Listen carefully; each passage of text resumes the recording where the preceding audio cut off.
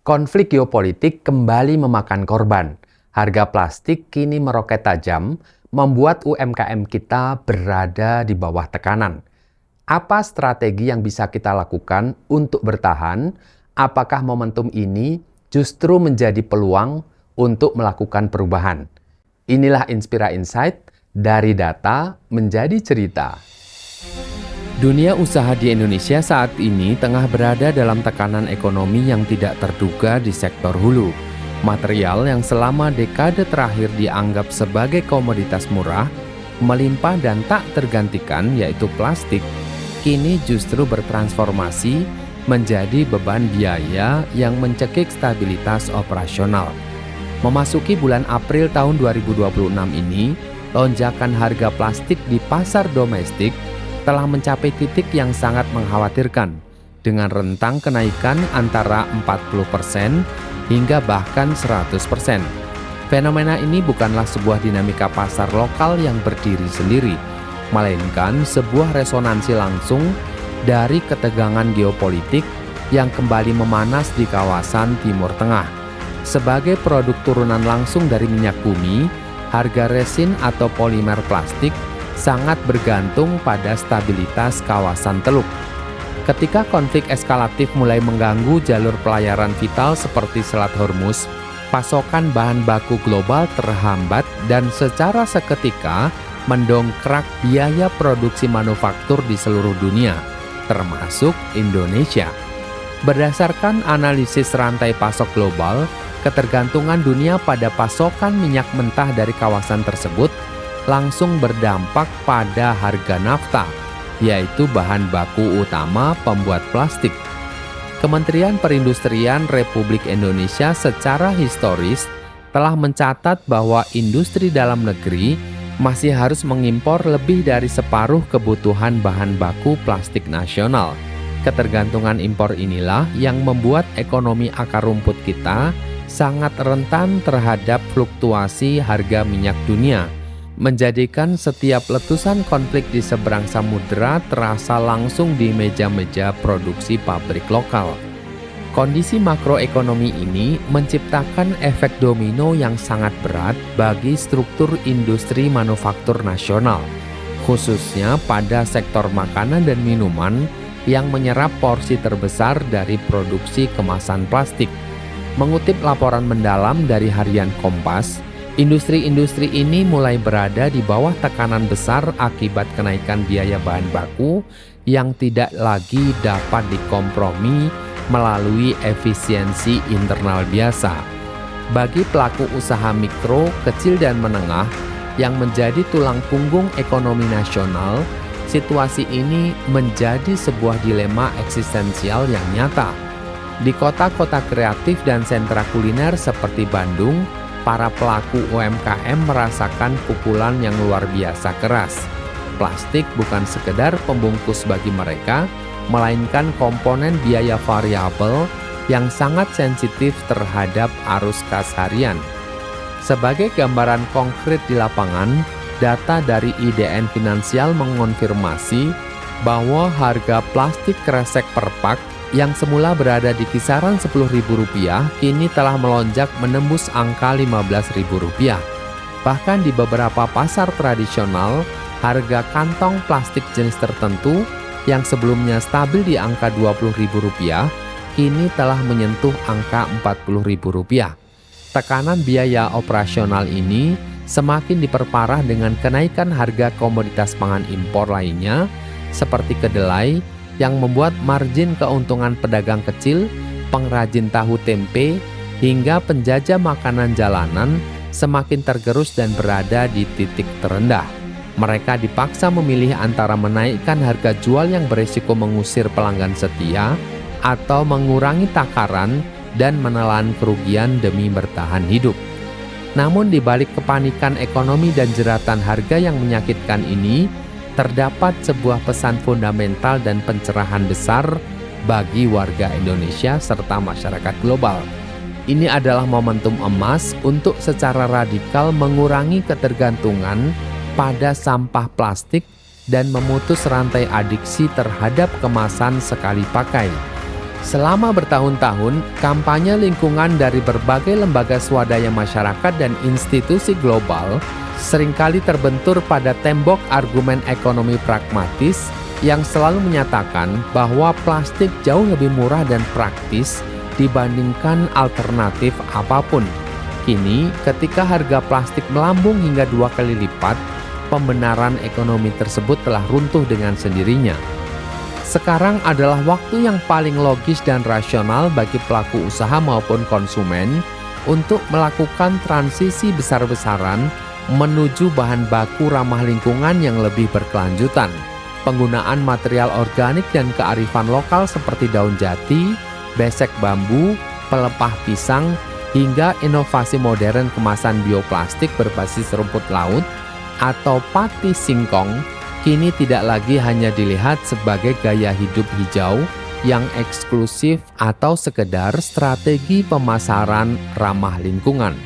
Hal tersebut telah bertransformasi menjadi strategi bertahan hidup yang masuk akal secara finansial.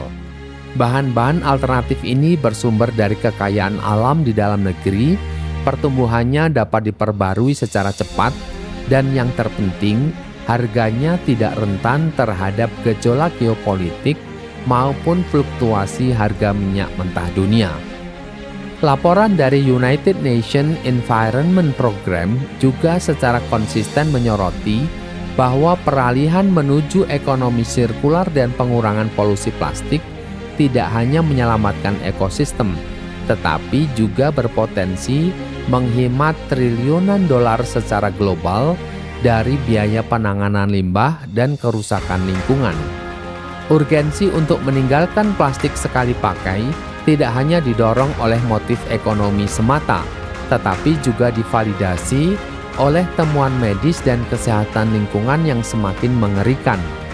Laporan riset dan investigasi dari Lembaga Observasi Lingkungan Ekoton menyoroti penemuan mikroplastik di dalam sistem biologis manusia. Secara spesifik ditemukan di dalam sperma, selain juga temuan global yang mendeteksinya dalam aliran darah hingga plasenta ibu hamil.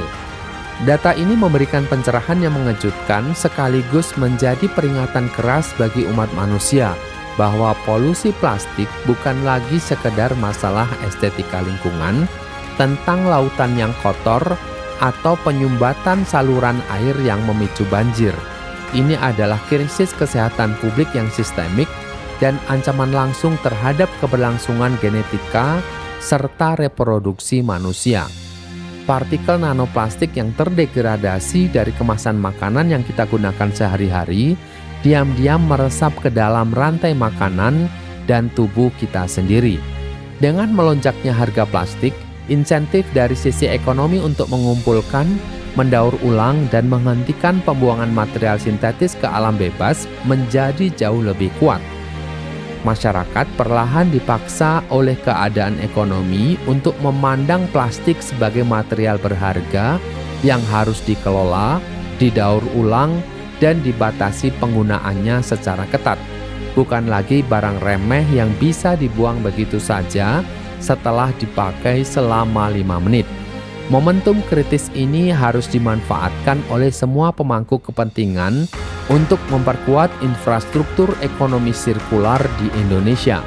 Sebuah sistem di mana limbah plastik yang terlanjur diproduksi wajib ditarik kembali ke dalam rantai produksi industri, sehingga menekan secara drastis kebutuhan akan impor bahan baku virgin resin yang harganya kian liar tak terkendali.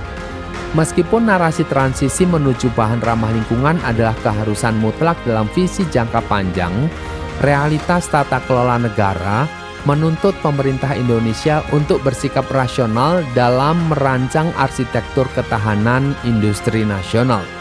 Menghentikan penggunaan plastik secara total dalam waktu semalam adalah mimpi di siang hari yang dapat meruntuhkan sendi-sendi perindustrian modern. Oleh karena itu, di tengah dorongan pengurangan konsumsi plastik sekali pakai, pemerintah juga memiliki tugas mendesak untuk terus mengembangkan dan menguatkan kapasitas industri petrokimia di dalam negeri. Badan Pusat Statistik mencatat bahwa defisit neraca perdagangan di sektor bahan kimia dan produk turunannya selalu menjadi beban bagi devisa negara. Ketergantungan kita pada impor resin dan polimer adalah celah kelemahan strategis yang membuat industri manufaktur nasional mudah disandera oleh dinamika dan konflik seperti yang hari-hari ini terjadi di Timur Tengah. Pengembangan industri petrokimia domestik yang tangguh dan terintegrasi dari hulu ke hilir adalah langkah strategis absolut untuk menciptakan kemandirian material.